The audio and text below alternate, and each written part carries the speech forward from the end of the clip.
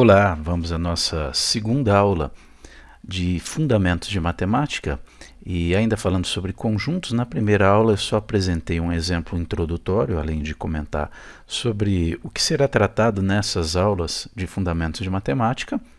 E agora a gente começa a abordar algumas definições, alguns conceitos referente à parte de teoria de conjuntos. Primeiro, o que é um conjunto? Né? Um conceito primitivo que é uma coleção, é uma totalidade de elementos. Qualquer coleção de elementos eu considero como um conjunto. Embora nós estejamos acostumados, né, a lidar com conjuntos numéricos, mas quando eu falo em conjunto dentro da própria matemática, eu não me refiro necessariamente a números, tá? Pode ser um conjunto, por exemplo, de disciplinas de um curso de graduação, um conjunto de pessoas que tem uma determinada característica, e é isso que é interessante no estudo dos conjuntos, né? Nós determinamos os elementos pertencentes a um conjunto por alguma característica comum. Ok? Nós vamos ver como representar isso matematicamente. Isso nos permite resolver problemas bem interessantes que não necessariamente incluem números, quantidades. Né? A própria lógica matemática dispõe de uma série de questões, de problemas que podem ser resolvidos que não envolvem números, mas envolvem, por exemplo, sentenças na nossa língua corrente, no português. Tá, ok? Bom, então conjunto é simplesmente uma coleção de elementos. A representação através de letras maiúsculas do nosso alfabeto, né? Letra A, letra B. Um exemplo aqui é um conjunto A formado, aqui um exemplo numérico, formado pelos números 3, 4, 5 e 6. Agora, a indicação dos elementos do conjunto, ela vai se dar através da enumeração dos elementos, como aqui, como esse exemplo aqui, em que eu coloquei cada um dos elementos, tá? Então está bem claro aí que é o conjunto formado pelos números 3, 4, 5 e 6. Ou de alguma forma eu defino, né, as características dos elementos. O que um elemento tem que ter para participar desse conjunto? Como por exemplo aqui em que eu coloquei, né, que o conjunto A é formado por todo indivíduo X, ou por todo número X, pertencente ao conjunto dos naturais. Não se preocupe que a gente vai estudar esse tipo de representação, inclusive esse N aqui, indicando com um conjunto numérico, né, que é o conjunto dos números naturais, só para adiantar aqui, né, o conjunto formado pelo 0, 1, 2, 3, e assim por diante, né? Aqueles números na matemática que estão associados à contagem. Então aqui eu estou falando que são todos os valores x naturais entre 2 e 7.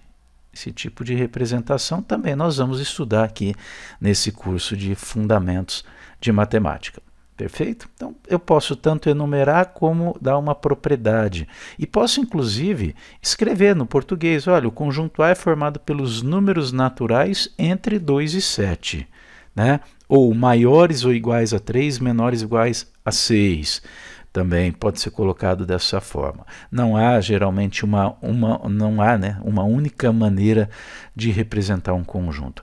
Agora, essa forma de enumerar, como eu coloquei aqui, ela funciona quando o seu conjunto ele é finito e enumerável. O que significa isso? Eu consigo colocar, é finito, ele tem um número finito de elementos, né? E eu consigo colocar todos os seus elementos, por exemplo, em uma sequência. Isso nem sempre acontece. Eu posso ter um conjunto formado por números reais dentro de um intervalo. Aí há infinitos elementos nesse conjunto, e aí eu tenho que representar pela propriedade que define cada um dos elementos, ou que define o conjunto. Ok? Então aqui o que é mais importante aqui, quando eu vou indicar um conjunto, eu utilizo letra maiúscula. Ok? Às vezes você vai se referir, por exemplo, a elementos que podem ser letras A, B, C, então você coloca com letras minúsculas, né? Um exemplo aqui, um conjunto C maiúsculo, formado pelas letras A, B, C e D. Tá? Então, o Azinho, o B, o C e o D aqui, eles são elementos desse conjunto C. E quando nós estudamos conjuntos, nós utilizamos demais, né, os termos pertence, não pertence, contém, não contém, está contido e não está contido, que são as chamadas relações de pertinência, pertence ou não pertence, e continência, contém, não contém, está contido ou não está contido. Então, para entender como usar essas relações e como interpretar, vamos considerar esses três conjuntos aqui, A, B e C, né, formados por números naturais. Então, quando, por exemplo, eu quero indicar que esse valor 2 ele é um elemento do conjunto A, eu coloco assim, olha, 2 pertence, esse é o símbolo de pertence, pertence a A. Ok? Então, numa relação elemento, eu estou considerando aqui elemento, conjunto, ok? Eu considero o pertence. Isso significa pertence. Ok? Pertence ou não pertence. Tá? Posso colocar também o não pertence. Basta cortar. Tá? Ok? Então, sempre que você utilizar pertence ou o não pertence, é porque você está relacionando um elemento a um conjunto. Tá? Por exemplo, eu posso dizer que 6 não pertence a A. Né? Eu posso dizer que 5 pertence a B. Também pertence a A, ok. Né? 5 pertence a A. Né? Um mesmo elemento pertencendo a dois conjuntos. Perfeito? Então, isso é o que a gente chama de relação de pertinência. Pertence ou não pertence. Você pode pensar assim, mas o conjunto B ele é formado pelos números 3, 4 e 5. Esses três elementos do B também são elementos do A. Então, eu posso dizer que B pertence a A. Né? Na verdade, quando eu relaciono dois conjuntos, eu não utilizo esse tipo de nomenclatura, esse tipo de notação. Aí a gente vai falar em relação de continência. Vamos lá, então? Portanto, então, se eu quero mostrar exatamente, olha, que esses três elementos do conjunto B, ou seja, todos os elementos do B, também são elementos do A, eu digo que B está contido em A. Né? Então, aqui eu estou dizendo que B está contido em A. Ou o conjunto B está contido no conjunto A. Eu também posso dizer que o A contém B. É isso, né? Dizer que A contém B, é uma questão aqui do português, né? Equivale a dizer que B está contido em A. Tá? Então, eu tanto posso dizer, melhorar um pouquinho aqui esse símbolo, né? Tá aqui, ó, o símbolo do está contido e o símbolo do contém, ele só tem sentidos inversos. Ok? Agora, eu posso dizer que C, conjunto C, está contido em A, embora dois dos elementos, né, de A também sejam de C, sejam elementos de A, tá? Tem um indivíduo aqui que não, né, que não é elemento do A, o 6. O 6 não pertence a A. Então, eu não posso dizer que C está contido em A. Ou seja, eu digo que C não está contido em A. É só cortar. Né? Não está contido e o não contém também, o símbolo ao contrário aqui, e você faz um corte. Então, só lembrar que relação de continência só ocorre entre dois conjuntos. Perfeito? Mas, por exemplo, eu formei aqui um conjunto, né? Isso é normal quando a gente estuda os subconjuntos, um conjunto formado só pelo elemento 5. Aí eu esqueci de falar ali no início, né, que para indicar conjuntos a gente usa as chaves. Perfeito? seja para enumerar os elementos ou para colocar uma propriedade, você põe entre chaves. Tá? Quando é propriedade, você até pode escrever simplesmente ali e não utilizar chaves. Tá? Mas falando em conjuntos, é legal usar as chaves. Por exemplo, esse daqui é um conjunto que a gente chama de unitário, só tem um elemento, que é o 5, e eu posso dizer que ele está contido em A. Ah, mas calma aí, ele é um elemento. Não, aqui ele está como um conjunto. Né? É diferente, por exemplo, de eu dizer que isso daqui está errado. 5 está contido em A? Não, não é assim. Porque aí eu estou me referindo ao elemento 5. Aí eu digo que 5 pertence a A. Tá ok? Pode um pouquinho chato isso, né? Mas não é difícil não. Lembrar que pertence e não pertence é uma relação elemento-conjunto.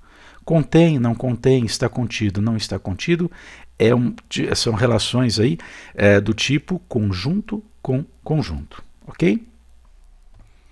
Agora algumas definições aqui, vou falar rapidamente, que são simples, né? Algumas parecem até óbvias, né? Mas são necessárias aí. Eu preciso chamar atenção para alguns pontos, então coloquei aqui, olha, o que é um conjunto vazio? Conjunto que não possui nenhum elemento. Tá, mas como que eu posso indicar um conjunto vazio? Ou abrindo e fechando chaves, tá?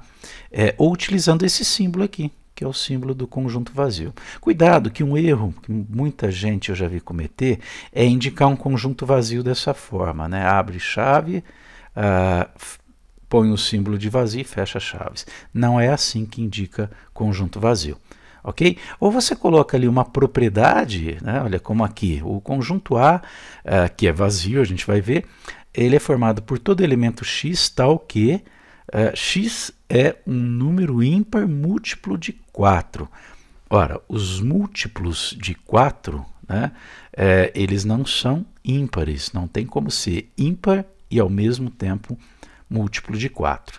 Tá? Então não tem nenhum elemento que satisfaz aqui essa propriedade. Portanto, A é um conjunto vazio. O conjunto universo, sobre o qual eu já falei um pouquinho lá na primeira aula, inclusive no exemplo eu utilizei o conjunto universo na resolução de um problema, é aquele conjunto que contém todos os elementos que possam vir a participar dos conjuntos envolvidos, ou seja, é o conjunto formado por todos os elementos envolvidos no problema que você está resolvendo.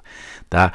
Por exemplo, quando eu defino, eu estou definindo os meus conjuntos e coloco lá, o meu conjunto A é formado por todo elemento X pertencente aos naturais, aos números naturais, tal, que X é maior que 5. Né? Esse exemplo eu coloquei aqui, mas ele não é vazio. Tá? Quando eu defino dessa forma, geralmente o meu conjunto dos números naturais é o meu conjunto universo. Tá? É nesse conjunto que eu vou considerar todos os elementos envolvidos ali no problema que eu estou estudando. Conjuntos disjuntos. O que são conjuntos disjuntos? São aqueles que não possuem nenhum elemento em comum. Por exemplo, conjunto A é formado por todo x. Você pode aqui colocar x pertencente aos naturais, né? Tal que x é par. E o B, todo x tal que x é ímpar. Ou o número ou é par ou é ímpar. Não tem nenhum elemento comum a A e a B. Não há nenhum elemento que pertença a A e também pertença a B. Então eu digo que A e B são conjuntos disjuntos. E eu digo que dois conjuntos são iguais, A igual a B, né, se todos os elementos de A forem também elementos de B e vice-versa. É muito óbvio isso. É muito óbvio. Né? Mas há situações em que o A tem infinitos elementos, o B tem infinitos elementos também. Só um entre esses infinitos elementos que pertence a A, mas não pertence a B. Então eu não posso dizer que A é igual a B. E agora vamos entrar na parte de operações com conjuntos. Da mesma forma que você faz operações numéricas, soma 2 com 3, multiplica, divide, subtrai, com os conjuntos nós também podemos fazer operações. E não são operações com valores, né, individuais, mas sim com a coleção de elementos, que inclusive podem ser elementos não numéricos, como eu falei. Tá? Então, a primeira das operações aqui é a que a gente chama de união, o símbolo da união está aqui. Então, outra coisa que é importante entender desde o início, e isso eu vou procurar detalhar bastante, é se acostumar com os símbolos matemáticos, porque é importante, primeiro que a matemática ela tem aí, né, a linguagem matemática ela é universal. Ela pode ser compreendida em qualquer lugar do mundo, né? Diferente, por exemplo, dessa frase que eu coloquei definindo o que é a união de dois conjuntos. Quem não conhece a língua portuguesa não vai entender o que está escrito aqui, né? Agora, quando eu escrevo dessa forma, A união com B é igual a X, todo elemento X, tal aqui X, pertence a A, né? E X ou melhor, E não, ou X pertence a B, né? Quem conhece a linguagem matemática faz a leitura disso em qualquer lugar do mundo, sabendo qualquer uma das línguas. Perfeito? Bom, mas eu não entendi esse tipo de representação. Essa é a definição matemática que está escrita aqui em cima, né? É o que está exatamente aqui. Olha, a união de dois conjuntos A e B, está aqui, né? É um conjunto que contém os elementos, ou todo elemento X, que pertencem a A ou que pertencem a B ou a ambos, né? Esse símbolo que nós temos aqui, você até pode escrever a palavra, né, o termo ou aqui. Ele significa ou, é bastante utilizado, inclusive, na lógica matemática. E a gente diz que esse ou ele não é exclusivo. Eu estou dizendo aqui que eu vou considerar todo elemento X que pertence a A ou que pertence a B, ou a ambos. Então, é não ser exclusivo nesse sentido. Ele pode pertencer a A, pode pertencer só a B, mas também pode pertencer a ambos os conjuntos. Ok? Então, essa é a forma matemática de você indicar a união de dois conjuntos A e B. Agora, a representação por diagramas, que é útil em diversas aplicações, né, da união, vai ser o quê? Eu pegar todos os elementos do conjunto A, todos, né, todos do B, bom, os do B incluem os que estão aqui também, e todos que pertencem a ambos, né? Os que estão nessa região aqui são aqueles que pertencem a ambos os conjuntos, né? Os que estão nessa outra faixa aqui, ó, nesse setor, pertencem só a B. E os que estão nessa outra região aqui são aqueles que pertencem só a A. Ok? Mas a união inclui todos eles. Vamos a um exemplo. Está aqui, num estudo sobre probabilidades envolvendo o lançamento de um dado, um professor definiu os seguintes conjuntos. Bom, vamos já aproveitar aqui, falar do nosso conjunto universo, né? Qual vai ser o conjunto universo desse problema? Eu vou estudar probabilidades no lançamento de um dado, tá? Então, os resultados possíveis, todos os valores que vão ser envolvidos aqui nesse experimento, né, vão constituir o meu conjunto universo. Quem já estudou probabilidades, né, esse universo vai ser o tal do conjunto do espaço amostral. Então, meu conjunto universo está aqui.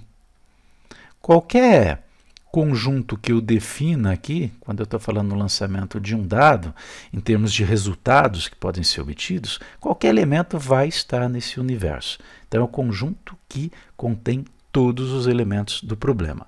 Tá, eu vou definir como meu conjunto A, conjunto dos números pares. Bom, pares dentro desse universo, né? Os pares 0, 2, 4, 6, 8, 10 e assim por diante. Mas nesse contexto aqui, o meu conjunto A ele é formado somente pelo 2, o 4 e o 6. Né? O meu conjunto B, conjunto dos números maiores que 2 nesse universo.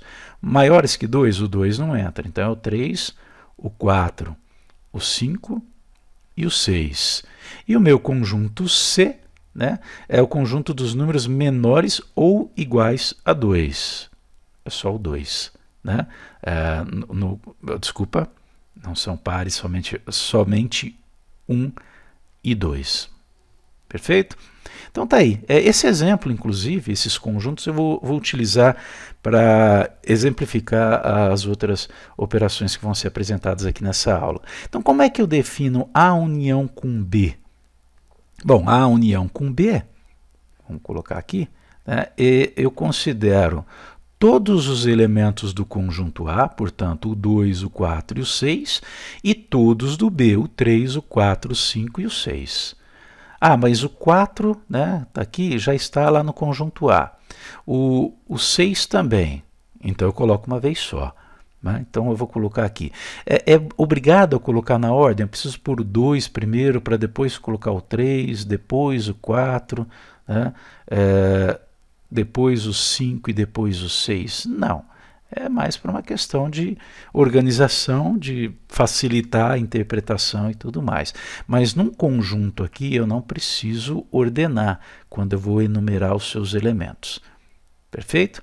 Então tá aí, ó, o 2 porque pertence a A, o 4 porque pertence a B e a A, o 5 porque pertence a B e o 6 porque pertence a ambos. Certo? B união com C. B união com C. Todos do B e todos do C. Vamos pôr na ordem. Então, o 1 e o 2, porque pertencem a C. Né? Não tem mais nenhum no C, mas tem aqui ó, 3, 4, 5 e 6. Olha que interessante. Né? A união de B com C resultou no próprio conjunto universo. E mais um detalhe, isso eu vou voltar a falar quando nós definimos a próxima operação, que é a intersecção. Eles não têm nenhum elemento em comum e a união dos dois gera o próprio conjunto universo. Então a gente diz que B e C são conjuntos complementares. Ok? Nós podemos representar também por diagrama. Só abrir um espaço aqui. Eu poderia colocar, por exemplo, né, a representação de A união com B da seguinte forma. Aqui está o meu conjunto A, aqui está o meu conjunto B. Vou mudar aqui um pouquinho. Aqui está o meu conjunto B. Né? A gente viu que a união é eu considerar toda essa região, tanto de A como de B, como a região comum. Tá? Agora, como que eu coloco esses elementos aqui, A e B? Vou mostrar só para A união com B. Né? O 2 é um elemento exclusivo do A, ele fica aqui. Tá? Agora, o 4 e o 6 pertencem a A, mas também pertencem a B. Então, eles ficam aqui, o 4 e o 6. Depois vem o 3, que é um elemento exclusivo do B, tá? E o 5. Quer dizer que a união é o quê? 2, 3, 4, 5 e 6. É toda a região aqui dos que pertencem só a A e a B ao mesmo tempo, ou só a B. Tá ok? Então eu posso indicar também essa união através dos diagramas. E se eu quiser representar todos os conjuntos, né, todos os 3 conjuntos aí, A, B e C, né, num único universo aqui, a gente pode usar esse tipo de representação. O A é 2, 4 e 6. Tá? Só que o 2, ele também é um elemento do C, né? Então ele tem que ser colocado aqui, esse 2.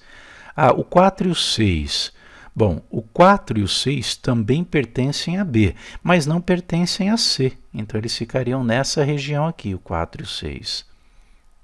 Bom, o B ainda tem o 3 e o 5, que são exclusivos do B. E o C ainda tem o 1, que é exclusivo dele. Então, olhando aqui, você percebe que há uma intersecção, né, a próxima operação que eu vou apresentar aqui, por isso o exemplo nessa representação. Há uma intersecção entre A e B, ou seja, há elementos comuns, que são 4 e 6, mas aqui nessa região, né, comum aos 3, eu não tenho nada, que seria esse meio aqui. Né? Assim como na intersecção exclusiva aqui de B e C, também não tem nada.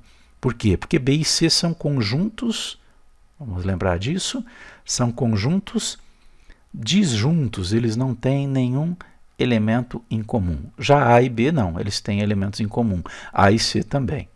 Perfeito? Essa região do A também aqui ficou vazia, porque todos os elementos do A, de alguma forma, são elementos também do B ou do C. Perfeito? Então vamos aqui para a próxima operação, que é a operação de intersecção. O símbolo da intersecção, né, é como o símbolo da união, só que virado para baixo.